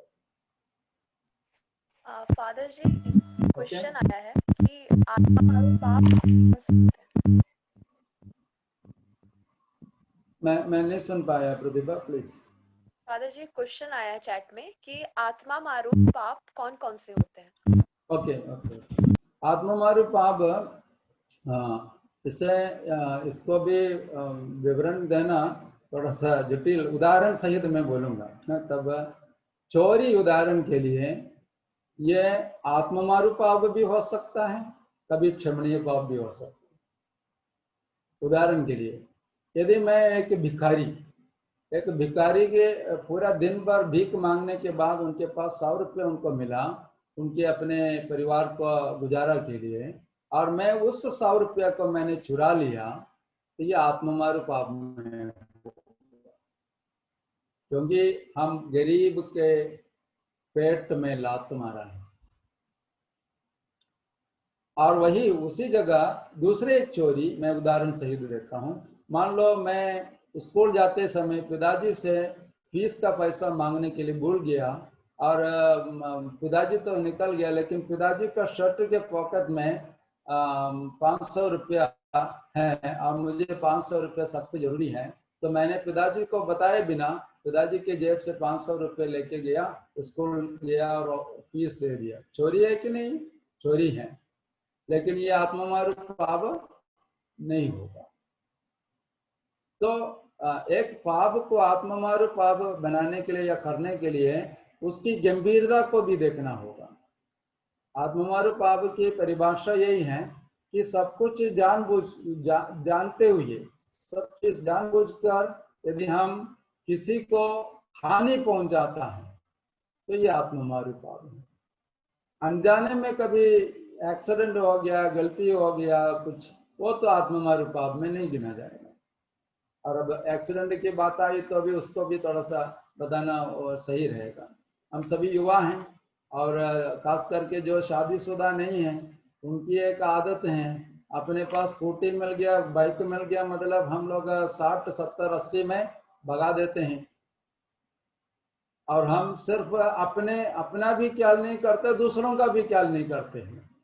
और मेरे लापरवाही की वजह से ट्रैफिक रूल का, नियम कानून का मैं पालन किए बिना यदि मेरे एक्सीडेंट के द्वारा मैं किसी का जान को नुकसान पहुंचा दिया, तो ये संभवतः आत्ममारू पाप में आ सकता है, क्योंकि मैंने दूसरों का जान को तुच्छ समझा, दूसरों के जान को शून्य समझा, इसलिए मैं गाड़ी को सही नहीं चला पाया। तो नई गाड़ी के आशीष के समय पुरोहित जो प्रार्थना करता है, वो क्या प्रार्थना होती है? उस प्रार्थना में ये होती है, तो आप पुरोहित बोलते हैं कि अपने और सड़क में चलने वाले अन्य लोगों का भी सुरक्षा, ये भी हमारी जिम्मेदारी है। वो भी हमारा भाई है, बहन है। इसलिए ये भी एक, हर चीज को अब एक्सीडेंट है बोलकर हम छोड़ नहीं सकता है। हमें देखना पड़ेगा कि उस एक्सीडेंट के लिए मूल रूप से क्या मैं एक गैर क्या बोलते हैं, गैर इरादतन, गैर इरादतन मर्डर बोलते हैं ना, वो भी एक बड़ा पाप है। और हम लोग मोटी हम लोग बोल सकते हैं आत्ममार पाप में व्यभिचार, फिर हत्या मतलब न केवल शारीरिक हत्या, व्यक्तित्व का हनन, दूसरों के बारे में अफवाह फैलाना बिना सच्चाई, वो भी एक हत्या है, वो भी आत्ममार पाप में आएगा। संत पापा फ्रांसिस इसके बारे में बहुत कहते हैं कि कुछ लोग अफवाहों का आतंकवाद फैला रहे हैं।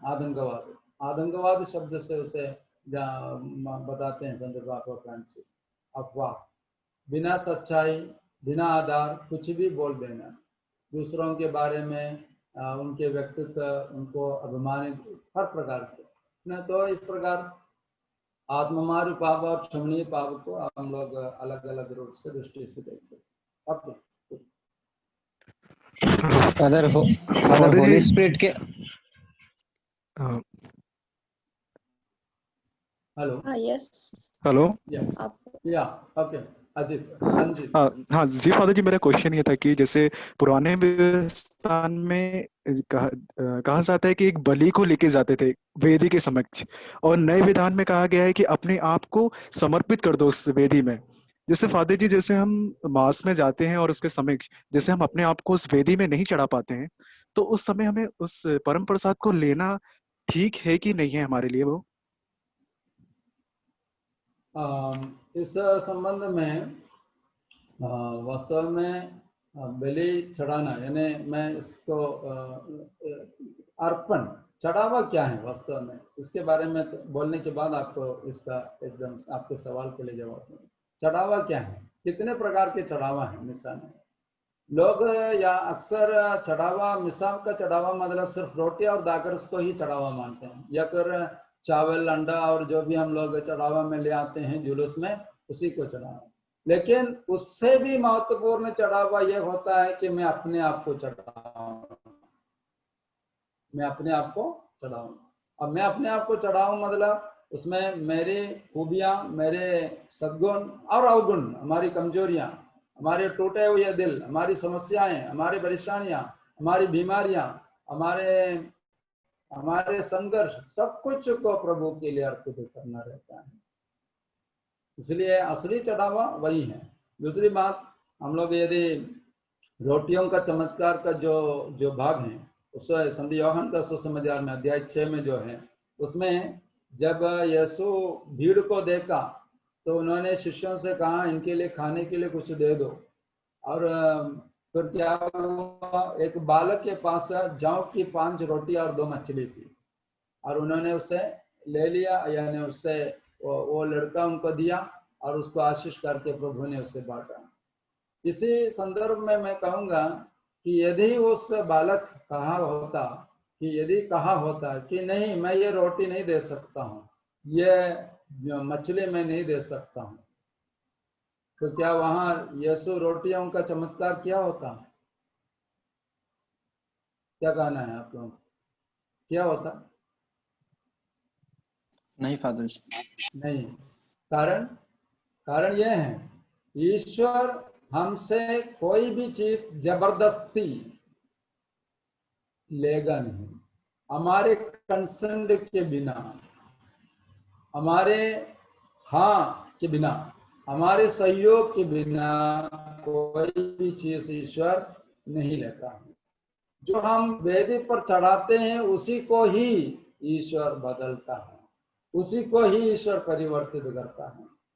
यदि मैं अपने हाथ बांध कर खड़ा रहूंगा, मिसा हो रहा है, चलने दो, कुछ भी होने दो, फादर को करने दो, सोच कर मैं खड़ा रहूंगा और मैं अपने आप को नहीं अर्पित करता हूँ, तो वास्तव में मैं परिवर्तित नहीं हो रहा हूँ,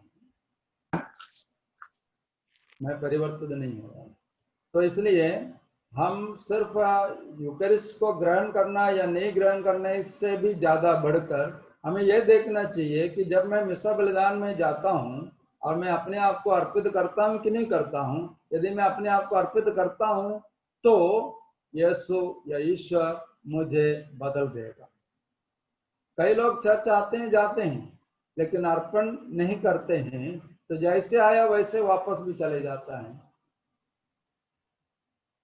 कारण हम लोग अपने आप को प्रभु के लिए अर्पित नहीं किया, अपने आप को बलिवेदी पर अर्पित नहीं किया। इस संदर्भ में प्रभु यीशु एक संत को अपने एक मिस्टिकल एक्सपीरियंस के द्वारा, दर्शन के द्वारा दिया है, बताया है कि आप जब कल मिस्सा बलिदान चढ़ाने जाते हैं, आज रात से ही अपने आप को प्रभु के लिए अर्पित करना शुरू करें। उस वक्त नहीं, उस वक्त भी चर्च में पहुंचने के बाद चढ़ावा के समय ही नहीं, शुरू से लेकर आप जब चर्च की ओर जा रहे हैं, आगे बढ़ रहे हैं, तभी अपने आप को पूर्ण रूप से प्रभु के लिए अर्पित करते हुए कौन कौन से मतलब के लिए, कौन कौन से व्यक्तियों को मुझे इस बलिदान में चढ़ाना है, मैं कौन कौन सी समस्याओं को चढ़ाना है, ये सबको जानते हुए पूर्ण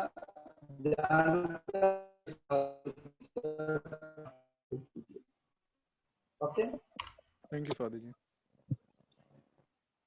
थैंक यू फादर जी। और किसी के पास कोई क्वेश्चन है? फादर जी, मेरा एक सवाल था कि जैसे कि हम जानते हैं कि अयोग रीति से परम प्रसाद ग्रहण करते हैं तो वो हमारा पाप का कारण बनता है। तो जब हम लोग अपना फर्स्ट कम्युनियन लेते हैं तो अधिकतर हम लोग बहुत छोटे उम्र में लेते हैं, 6-7 अधिकतर हम लोग स्टैंड। जी फादर जी, अधिकतर हम लोग क्या पहले फर्स्ट कम्युनियन के समय वो भाग में नहीं समझ अधिकतर पाए, हम नहीं सुन लोग पाए। छोटे उम्र में परम प्रसाद ग्रहण करते हैं, तो उस समय हम लोग इन सब चीजों को उतने गहराई से हम लोग नहीं समझे रहते हैं। तो क्या ये हमारे पाप का कारण बन सकता है फर्स्ट कम्युनियन? क्योंकि उस समय हम लोग को पूर्ण रूप से इन चीजों के बारे में नहीं पता रहता है। या ओके ओके, गुड, अच्छा सवाल। कौन पूछ रहे हैं? शालू है क्या? यस फादर हेलो, जी। ओके। देखिए, ये अच्छा सवाल है। ये सवाल के माध्यम से, इस जवाब के माध्यम से मैं कहूँगा कि फर्स्ट होली कम्युनियन के लिए हमें उचित तैयारी भी होनी चाहिए। हमारे आज के चर्च सेटअप में क्या हो रहा है, लोग सोचता है कि मेरे बेटा मेरी बेटी अभी 13 साल का उम्र हो गया या 10 साल का उम्र हो गया तो उनको पहला कम्युनियन होना चाहिए। ये नहीं सोचता है कि विश्वास में ये कितना बढ़ गए हैं। ये नहीं सोचता है कि मैं इनको फर्स्ट कम्युनियन के लिए कितना मैं इनको तैयारी करा रहा हूँ। लोग सोचते हैं कि मेरा बेटा या मेरी बेटी, ये हमारे पिता जानते हैं, प्रणाम लिए जानते हैं, प्रेरितों का धर्मसार जानते हैं, छोटे मोटे जो भी प्रार्थना है उसको जानता है तो हो जाएगा। ये गलत रीति है, ये गलत रीति है। अर्पणा को मालूम होगा, हमारे इस पैरिश में यहाँ पर अमलडी में जब लास्ट नवंबर यानी जनवरी में जब हम लोग पहला परम प्रसाद दिए, हम काफी तैयारी के साथ दिए। मैंने कहा कि जो पहला परम प्रसाद लेना चाहते, जो दृढ़ीकरण लेना चाहते हैं, उनको पहले प्रार्थना सीख के आना होगा। प्रार्थना सिखाना फादर लोगों का काम नहीं है, सिस्टर लोगों का क्लास काम नहीं है, वो घर में माता पिता सिखाएंगे, तब वो एंट्रेंस एग्जाम हो जाएगा। उसका एंट्रेंस एग्जाम के बाद तैयारी के लिए प्रवेश करेगा, मिलेगा। और उसमें हम लोग यूकरिस्ट क्या है, कौन है, संस्कार कौन क्या है, फिर पाप क्या है, किस प्रकार के, इसलिए हमें पाप से कितना हमें सावधान रहना चाहिए, कितना पाप से दूर रहना चाहिए, तमाम बातों को हम चर्चा में ला सकते हैं, बच्चों को समझा सकते हैं। अभी हमें मालूम है संत डोमिनिक सावियो, वो कितने साल की उम्र में फर्स्ट होली कम्युनियन लिया? मेरे ख्याल से 8 साल की उम्र या 7 साल की उम्र में। उसी दिन उन्होंने पहला यीशु के साथ एक दोस्ती के साथ उन्होंने एक निर्णय लिया, प्रभु अब से मैं कभी पाप नहीं करूँगा। यानी इस प्रकार भी तैयारियां हो सकते हैं, लेकिन हमारी समस्या क्या है, हमारे छत्तीसगढ़ या भारतीय कलीसिया की समस्या यह है कि हम लोग बहुत सारी कुछ चीज़ों को टेकन फॉर ग्रांटेड कर देते हैं। यानी माता पिता बपतिस्मा के बाद बच्चों को घर में पारिवारिक प्रार्थना नहीं होती है तो प्रार्थना नहीं जानते हैं। फिर फादर लोग सिस्टर लोग सोचते हैं कि उनको प्रार्थना सिखाना हमारा प्रार्थना सिखा दिया तो हो गया, नहीं है। प्रार्थना घर में सीख के आना चाहिए। और हमारी तैयारी में यूकरिस्ट कौन है, यीशु कौन है, पाप क्या है, तो किस किस प्रकार के पाप हैं, कैसे हम पाप से दूर रह सकते हैं, बहुत सारी चीज़ों पर चर्चा होनी चाहिए। तब ऐसी स्थिति में पहला परम प्रसाद के समय में भी बच्चे लोग पाप की गंभीरता को समझ जाएंगे। अभी उल्टा मैं एक सवाल शालू से या आप सबों से पूछता हूँ, क्या आज 5 साल या 6 साल की उम्र वाले बच्चे स्मार्टफोन हैंडल कर पाते हैं? यस फादर जी। यस। मान लो मैं कुछ चीज, अभी मेरे उम्र 59 है, यदि मैं पूछूंगा अरे यार ये कैसे करते, पूछने से 5 साल 6 साल का बच्चा मुझे सिखाएगा, फादर इसको ऐसा करना पड़ता है, वैसा करना पड़ता है। वो कहाँ से सीखे? मम्मी पापा से उम्र है। तो हमें हम जिन चीजों के लिए प्राथमिकता देते हैं उन चीजों को हम सीखते हैं, जानते हैं। तो इसलिए हमें हमारी प्राथमिकताएं वास्तव में हम लोग थोड़ा सा गलत प्राथमिकता देके रहते हैं। बच्चे उदाहरण के लिए 3 साल 3.5 साल की उम्र में बच्चों को, छोटे बच्चों को प्ले स्कूल में डाल देते या KG1 KG2 में भर्ती करा देते हैं। पहली कक्षा में जब जाते हैं तो चर्च वाले फादर लोग बोलते हैं उसको तालीम में डालो। तब माता पिता का कहना है फादर बच्चा छोटा है, मतलब प्राथमिकता नहीं है। स्कूल के लिए प्राथमिकता है, बाकी चीज़ों के लिए प्राथमिकता नहीं है। इस वजह से ये समस्या जो आप बता रहे हैं शालू, ये समस्या होती है। यदि वास्तव में एक अच्छी तैयारी हो तो सभी बच्चे अभी के इस उम्र जो है 7, 8, 9 साल जो भी हैं, उस उम्र में भी पाप क्या है, पाप के परिणाम क्या हैं, ये सबको जान सकेंगे। Okay good. फादर जी, होली स्पिरिट के अगेंस्ट सिन क्या क्या है? अच्छा, पाप ना, होली स्पिरिट के अगेंस्ट किए जाने वाले पापों के लिए क्षमा नहीं मिलती है। ये कई बाइबल पंडितों को उलझाए हुए एक सवाल है वास्तव में, और इसके लिए अलग अलग पंडित लोग अलग अलग व्याख्या हैं। लेकिन मेरे अपने पुरोहिताई जीवन के अनुभव में मैंने एक चीज जो देखा सुना, मुझे जो लगता है सबसे पहला पाप या सबसे गंभीर पाप जो पवित्र आत्मा के विरुद्ध हम करते हैं, वो पाप यही है कि हमारे पास सब कुछ पवित्र आत्मा की प्रेरणा मिलने के बाद भी हम उस आत्मा के अभिषेक को इनकार कर देते हैं। मैं आपको इस सवाल के जवाब में एक उदाहरण को देता हूँ जो कि मेरे अनुभव में हुआ है, इसलिए मैं बताता हूँ। मैं एक बार जब जर्मनी में था, जर्मनी में एक व्यक्ति जो पियकड़ था और अल्कोहलिक होने की वजह से मृत्युशैया पर था, तो मर रहा था। तो उनकी श्रीमती मुझे बुलाया, फादर इनको रोगी विलयन संस्कार देना है, वो मरने पर हैं, अब मरेगा करके डॉक्टर लोग सबको ही हाथ धो लिया है, और इसलिए उसकी मिसेस मुझे बुलाई रोगी विलयन देने के लिए। जब मैं उनके बिस्तर के पास गया परम प्रसाद लेकर रोगी विलयन देने के लिए, तो मना करते रहा उस व्यक्ति। उन्होंने ये कहते रहा मुझे कम्युनियन नहीं चाहिए, मुझे रोगी विलयन नहीं चाहिए, मुझे दारू चाहिए। मेरे ख्याल से इससे बड़ा उदाहरण पवित्र आत्मा के विरुद्ध किए जाने वाला पाप के लिए मेरे पास नहीं है। यानी आपके सामने यीशु आके खड़ा है आपको चंगा करने के लिए, आपको अपनी मृत्यु के लिए तैयार करने के लिए, फिर भी बोल रहे नहीं चाहिए नहीं चाहिए नहीं चाहिए। पवित्र आत्मा या त्रिएक ईश्वर हम लोग किसी को भी जबरदस्ती मुक्ति नहीं दे सकता है। जबरदस्ती अरे यार चलो तुमको मैं अभी मुक्ति देता हूं करके कोई ईश्वर या पिता या पुत्र या पवित्र आत्मा हमें मुक्ति नहीं दे सकता, नहीं देता। इसलिए हमें सहयोग तो जब हम पवित्र आत्मा के साथ सहयोग नहीं करते हैं उनकी प्रेरणा के अनुसार, तब हम लोग पवित्र आत्मा के विरुद्ध पाप करते हैं। Okay good. ओके, तो क्या किसी के पास और क्वेश्चंस हैं?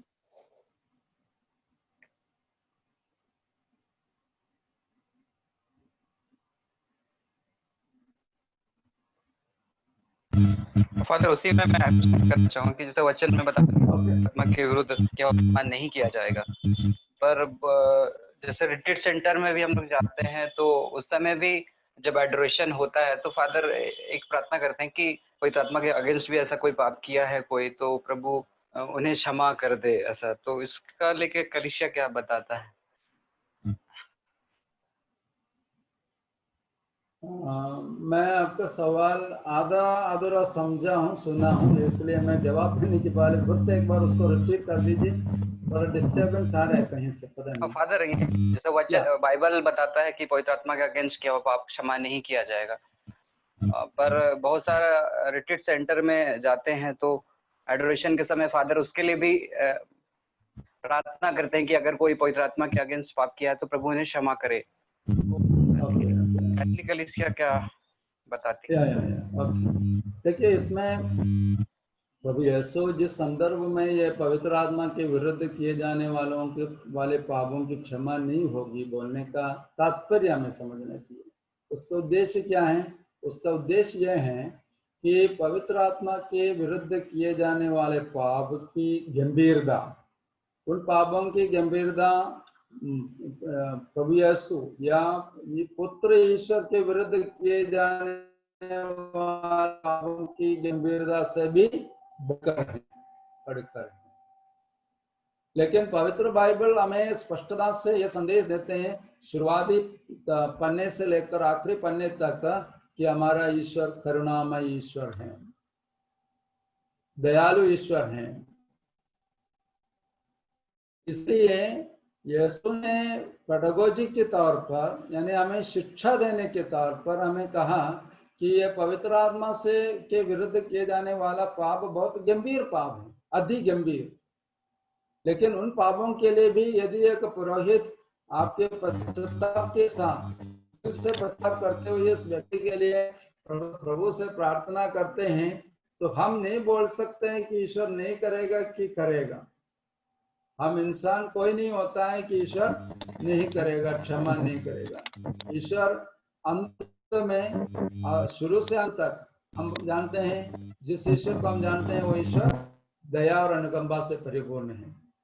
इसलिए हम मानते हैं कि संभवतः ईश्वर अपनी दयालुता में, अपनी इन्फिनिट लव में यानी असीमित प्रेम में ईश्वर उस पापी व्यक्ति को भी यदि अंततः पश्चाताप करते हैं, क्षमा मांगते हैं, तो वास्तव में वो ईश्वर क्षमा देगा। इसलिए प्रभु यीशु के उस कथन को उसके कॉन्टेक्स्ट में समझना जरूरी है। कॉन्टेक्स्ट क्या है? कॉन्टेक्स्ट ये बताना चाहते हैं यीशु कि ये पाप बहुत गंभीर पाप है। जैसे मैंने बताया चोरी का दो प्रकार की चोरी, एक आत्ममारू में हो जाते हैं, दूसरा चोरी चोरी ही है। लेकिन ये पाप भिखारी के जेब से लूटने वाला 100 रुपया वो एक गंभीर अपराध है। और उसी प्रकार श्रेणी में रखेंगे तो पवित्र आत्मा के विरुद्ध किए जाने वाला पाप का अर्थ कि जो ईश्वर हमारे सामने सब कुछ देने के बाद भी, अब दूसरा उदाहरण देता मैं, लूकस के सुसमाचार में यीशु के क्रूस मरण के समय एक डाकू ने यीशु को हंसी मजाक से उनको उपासना का अवहेलना कर रहा था। दूसरा डाकू ने क्या किया, आखिरी वक्त उन्होंने कहा, प्रभु जब आप अपने राज्य में आएंगे मुझ पापी पर दया कीजिए। तो मुक्तिदाता सामने हैं, एक ने उस पवित्र आत्मा की प्रेरणा को नहीं समझ पाया, अपनाया नहीं, उसका तिरस्कार किया, दूसरे ने स्वीकार किया। तो इस प्रकार इस बात के लिए मैं जवाब दूंगा, ये मेरा सोच रही है। फादर जी, मेरा एक सवाल था कि अभी तो हम बहुत महीनों से चर्च अटेंड नहीं कर पा रहे हैं, तो अभी ऑनलाइन ही हम मिस्सा बलिदान में भाग लेते हैं, लेकिन वो तो हमें पता है कि काफी नहीं है। तो अभी हमें जब तक मिस्सा हम अटेंड नहीं कर पा रहे हैं, तब तक हमें किस तरीके से प्रार्थना? बोल रहे थे मैं एंजल। ओके। वास्तव में यह बहुत कठिन सवाल है और मैं कुछ इस बात पर कुछ चीज मैं अपने सोच भी रख रहा हूँ। अभी लॉकडाउन के समय कई चर्च अभी भी शायद खुला नहीं है। ये बहुत दुख की बात है, मेरे हिसाब से बहुत बड़े दुख की बात है। दुख की बात मैं इसलिए कहता हूँ कि जब सरकार मना नहीं किया है मिसा करने के लिए या चर्च करने के लिए, और बाकी सब जगह खुला है, मतलब बैंक खुला है, दफ्तर खुला है, बाजार खुला है, सब्जी मंडी खुला है, सब चीज खुला है, तो ये मेरे समझ से परे हैं कि हम क्यों हम चर्च को अभी भी बंद रखते हैं। अब मैं जो सोचता हूँ, मेरा सोच, और मैं विश्वास करता हूँ कि ये मेरा सोच सही भी है ईश्वर के सामने, कि मेरा सोच यह है कि बपतिस्मा पाए हुए विश्वासियों का हक बनता है संस्कारों को ग्रहण कर सकना, यानी मिस्सा में भाग ले सकना, पाप स्वीकार कर पाना। अभी यह एक विशेष परिस्थिति है, मैं समझता हूँ उस चीज को। यह कभी हम लोग कोई भी 2000 वर्ष के इतिहास में इतना गंभीर अवस्था को चर्च कभी भी नहीं अनुभव किए होंगे, ये पहली बार होगा। तो भी हमें थोड़ा सा अपना विवेक और सरकार के दिशा निर्देशों का पालन करते हुए ही हमें चर्चों को विश्वासियों के लिए खोल देने की जरूरत है। ये मेरा पहला बिंदु। अब जहाँ चर्च बंद हैं, आप जाकर या आप लोग सब जाके हड़ताल पर बैठ के चर्च नहीं खुलवा सकते, मैं समझता हूँ, लेकिन फिर ऐसी स्थिति में क्या किया जाए? ऐसी स्थिति में जब चर्च नहीं खुला है तो उसकी जिम्मेदारी खोलने के लिए जो जो जो सक्षम है, जो अधिकृत है, उन्हीं की जिम्मेदारी बनती है। दूसरे आप क्या कर सकते हैं, उसके लिए मेरा जवाब यही है, आप रोजरी माला एक तो नॉर्मल हम हर दिन पारिवारिक प्रार्थना में करते हैं, उसके अलावा 1 या 2 रोजरी आपसे जैसे बनता है प्रार्थना कीजिए भय भक्ति से। फिर आप डिवाइन मर्सी रोजरी यानी दया की माला विनती, बाइबल वचन पढ़िए, बाइबल में यदि आप चर्च जब खुला है नॉर्मल टाइम में 15 मिनट या आधा घंटा बाइबल पढ़ते थे, तो अभी 15 आधा घंटा और बढ़ा दीजिए। बाइबल प्रभु का वचन को आप और थोड़ा सा गहराई से अध्ययन करने, प्रेम करने और उसे आत्मसात करने के लिए कोशिश कीजिए। फिर आप और एक प्रार्थना जो हो सकते हैं, तीर विनती करने की आदत डालिए।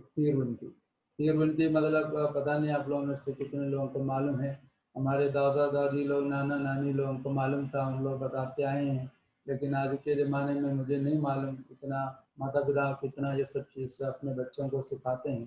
तीर विनती मतलब छोटी छोटी प्रार्थनाएं जिसे आप बार बार दोहरा सकते हैं।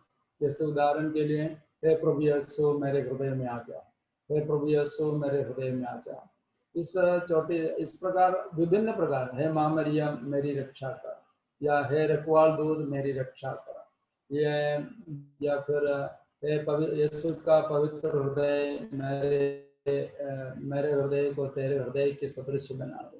इस प्रकार छोटी छोटी छोटा वाक्य, इस प्रकार की जो प्रार्थना है उसको आप दोहरा सकते हैं।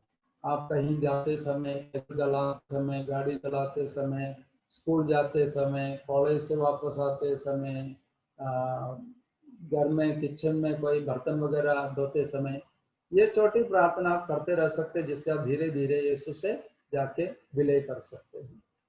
Okay, thank you father. Thank you so much father ji, thank you so much, क्योंकि बहुत सारा समय हमने आप लोग का ले लिया, आपका ले लिया, एंड स्पेशली पार्टिसिपेंट इतना सारा क्वेश्चन पूछे, मेरे बहुत सारे डाउट थे, वो भी सारे क्लियर हो गए।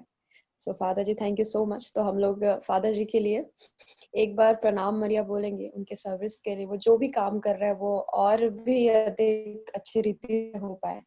तो हम लोग फादर जी को थैंक यू बोलेंगे और उनके आने के लिए भी। तो हम एक बार उनके लिए प्रणाम मरिया बोलेंगे। प्रणाम मरिया, कृपा से पूर्ण, प्रभु तेरे साथ है, धन्य है तू स्त्रियों में और धन्य है तेरे गर्भ का फल है यीशु। हे संत माँ मरिया, परमेश्वर की माँ, मरने के समय आमीन। फादर जी लास्ट जो ब्लेसिंग्स है वो हम लोग को दे दीजिए प्लीज। ओके, ब्लेसिंग के पहले फिर से एक बार मैं याद दिलाता हूँ, मेरा आखिरी स्लाइड क्या था? लव योर यूकरिस्ट, बोलिए। Pray your Eucharist. Love your Eucharist, love your Eucharist, Pray Pray your your Eucharist, celebrate your Eucharist celebrate your Eucharist, and worship. and worship your and Eucharist. worship your Eucharist. इसको हमेशा याद रखिएगा ना, ये यूकरिस्ट एक सामाजिक कार्यक्रम नहीं है। हालांकि कुछ चर्चों में या सामाजिक कार्यक्रम में बदल गया होगा बाकी इसको याद कीजिए। और मेरी प्रार्थना आप सबों के लिए यही है कि आप सभी यूकरिस्ट को और गहराई से प्यार करें और यूकरिस्ट को अच्छा से प्रार्थना के रूप में प्रार्थना कीजिए। और मेरी तीव्र इच्छा है कि आप लोग आनंद से मनाएं यूकरिस्ट को, और यूकरिस्ट में ईश्वर की आराधना कीजिए। इसी प्रार्थना के साथ मैं आप सबों के लिए आशीष, ईश्वरीय आशीष देता हूँ। प्रभु आप लोगों के साथ हो और आपके साथ ही सर्वशक्तिमान परमेश्वर पिता और पुत्र और पवित्र आत्मा आप सबों को आशीर्वाद प्रदान करें। आमीन। आमीन।